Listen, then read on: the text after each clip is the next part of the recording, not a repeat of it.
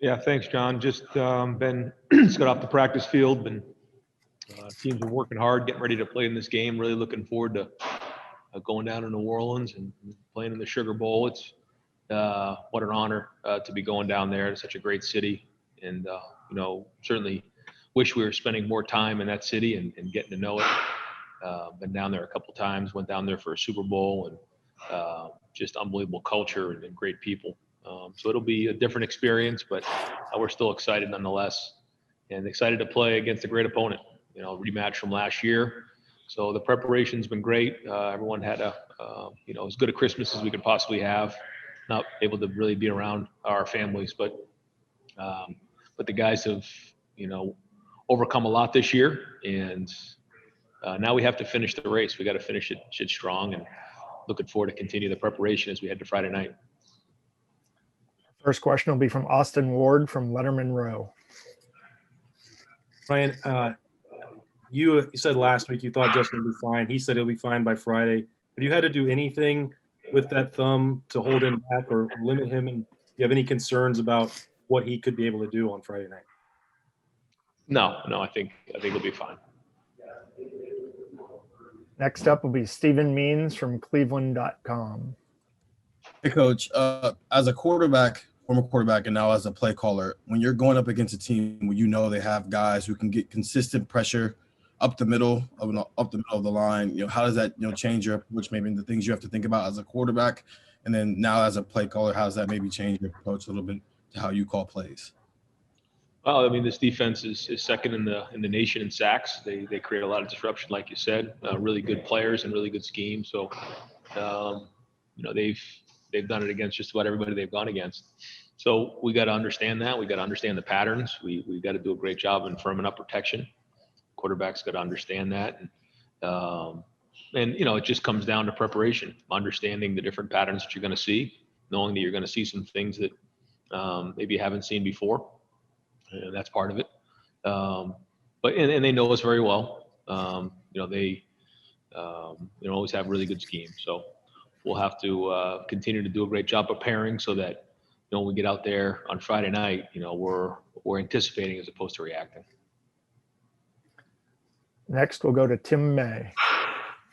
Yeah, it's funny, Ryan. I think I asked you the same question last year, but I want to ask it again. When you're going against a defense led by a coordinator like Brent Venables, who has this huge reputation, et cetera, justly deserved, does it pique you and your staff even more to sort of figure it out and go to battle against something like that?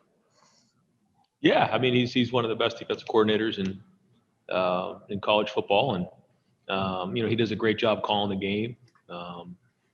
Seems to always know exactly what the other team is doing in terms of the plays that they're running each play, and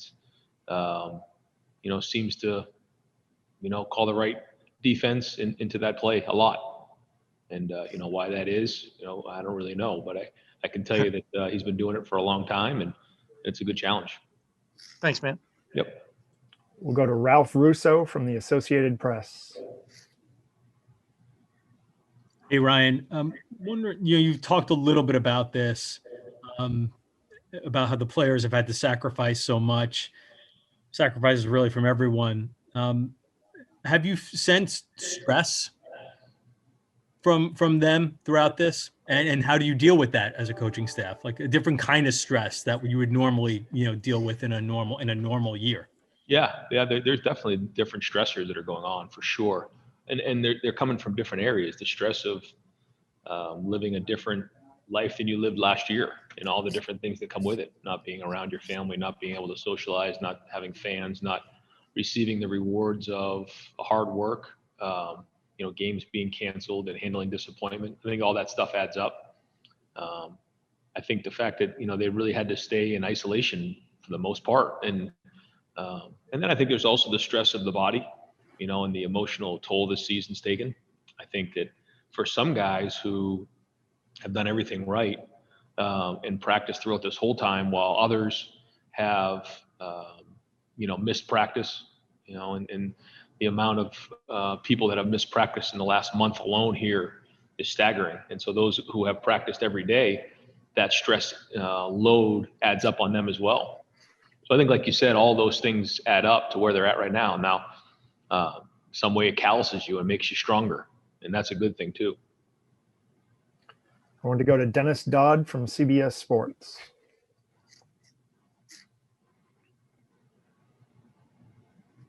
Dennis, unmute, please.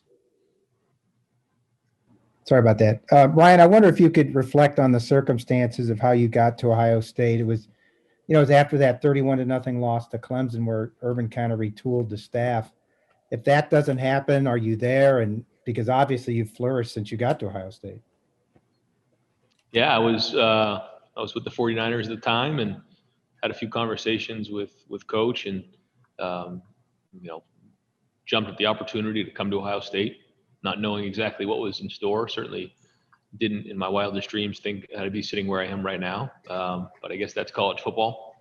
And it's been a blessing and learned so much about what Ohio State is, what the Buckeyes mean to so many people throughout the country, what winning at a high level means, and just blessed to be around such great people as Gene Smith and all the people here who strive for excellence. And it's been great. Our family loves it here. And you're right. I mean, sometimes I wake up and, you just have to pinch yourself a little bit because it wasn't that long ago that, we would never thought of being in a situation like this. But a lot of that has to do with the people that are around you. We have great assistant coaches and great players and great administrators here. And that's what makes this place great. Next will be Joey Kaufman from the Columbus Dispatch. Ryan, in a normal bowl season, you guys would typically be there a few days in advance of the game, and you'd have all these festivities, and the team would partake in some of that stuff. This year is obviously different. Have you tried to recreate some of that going into this game, or is it just entirely different and just a game? What is that like? Yeah, it's been very different for a lot of reasons. One, there hasn't been that much of a lead up time. Usually you have at least 3 weeks, at least 2 weeks. This was quick. I mean, this was, I guess, 12 or 13 days. Plus you had Christmas in between. So there hasn't been a lot of, downtime that way. And really, we're not able to do a whole bunch of stuff together that, other than practice because of everything that's going on. And, certainly all the positive tests that have come up over the last month. And so we've taken a lot of precautions that way. And so it's going to be more just like a game. We're going to go down there the night before and, get some rest, get to the hotel, wake up, get ourselves ready to go and then go play at the game Friday night. So yeah, it's one of those, things that we're just going to have to sacrifice this year is the bowl experience. And when you think about it, it's kind of a downer because you'd love to spend a week in New Orleans and all those things that come with a bowl game. And that's part of the reward that I was talking about that these guys, it's been taken from them this year. Whether it's fans in the stands, whether it's the recognition, or whether it's the number of games you play in a bowl experience, those things do add up. You could say they don't, but they do. And doesn't mean you need to sit around and cry about it, but it's something you need to be aware of. And so, yeah, we'll once we get down there, we'll try to do everything we can. But in the meantime, it's getting ready to play the game, and it's all preparation here. Next will be Nathan Baird from Cleveland.com. Hey, Ryan, it's rare, I think, even for a player of Justin's magnitude to maybe get another chance to go up against, one of the only team that's beaten him to this point, at least at Ohio State. I guess just how do you see this game playing into the legacy he could leave here, and just the opportunity that's ahead of him as a competitor? Well, I think he left that field wanting another shot. Now he has another shot, and he's not the only guy that felt that way. There's a lot of guys on our team who felt that way, and you would have never thought that you're going to make it all the way back here to go play in this game. And the journey was so strange to get here, but here we are, and now we have an opportunity to go play him again. And this is the reason why everybody worked so hard during that offseason, was to get to this opportunity. So now we got to go make the best of it. Do I know what it means? I don't know. I mean, it's an opportunity to go play Clemson, and if we win, we go play for the national championship with everything that's gone on this season, and that's what matters. And has it been normal? No, But here we are. We asked for this opportunity, and now we got to go. Next will be Andrea Adelson from the ACC Network. You mentioned practice a little bit ago. I'm just wondering if Chris Olave and some of the other players who were out against Northwestern have returned to practice, and how much of the, if you've got the whole team together practicing, how much that will help now as you prepare for Clemson. One of the challenges for the last month has just been, like you said, the amount of guys that have been in and out for whatever reason, whether it's been for the virus or, guys just, being out because of injuries. The numbers are off the charts. So that has been a major challenge, is trying to prepare for games, but having guys come in and out of stuff. We have got a bunch of guys back. Guys are starting to practice now, and it'd be good to get some of these guys back to play on Friday night. But it's not like you just throw them back in there and they're just going 100 miles an hour again. There's a ramp up to it. They didn't do anything for 10 days, and they had to pass their cardiac test, and then you have to kind of ease them into it, especially the skill guys because of soft tissue injuries. And I think we're doing as good a job as anybody of having a really good protocol on how to get them back safely to play. But it certainly has been a major challenge, guys in, guys out. And like I mentioned before, that puts a lot of stress on the guys who are in there, who are taking the reps in practice, because you have to practice to get better. And we haven't had the luxury of playing in, 13 games leading up to this. So we have to continue to practice. So that's been one of the challenges this year. And it's something that our guys have embraced. It hasn't been easy, but they've overcome it. And here we go. Next up will be Bill Landis from The Athletic. Hey, Ryan, you've talked a lot since you've been here about your offense and staying aggressive. I'm just wondering, does aggressive always have to mean throwing the ball? Can a team be aggressive running the ball? Or just like, what's your idea, I guess, when you think of that? And why is that the preferred disposition, I guess, for lack of a better word, for your offense? No, I don't think it's preferred. I mean, I think the idea is to score. It's like in the Big Ten championship game, we ran for, I think, 330 yards in a game, or I forget exactly what the number was. So, I mean, we're always going to strike a balance. We always want to do that. And I think when you look at the numbers, I think they would probably show that that's what we have. We have a pretty good balance. I don't know what our passing and running numbers are right now, but we always have to put pressure on the defense, and throwing the ball is a huge part of that. And that also opens up the run game. And I think that's part of how you attack teams. And if you're not executing at a high enough level, then you need to get that fixed. But whenever you start, not calling it aggressively, that's when, bad things happen. You lose confidence, and that's not the way we're wired. I mean, we're going to go out there and try to score as fast as we can, and try to score as many points as we possibly can. But at the same time, keeping that balance and controlling the ball. So whatever that is, and then we'll look at the schematically what gives us our best chance. In certain teams, they load the box, and you have to throw the ball. We didn't throw the ball as efficiently in the last game as we would like to have. Missed a few opportunities. Could have been a bigger number, but it wasn't. So that's what you got to learn. You got to get better at it. And so we're always looking for that balance. And being aggressive is both. It's sometimes playing with tempo. It's sometimes taking shots. And but at the end of the day, if you're forcing the team to defend the entire sideline and run and pass and the quarterback run, I think that's when you put the most stress on the defense.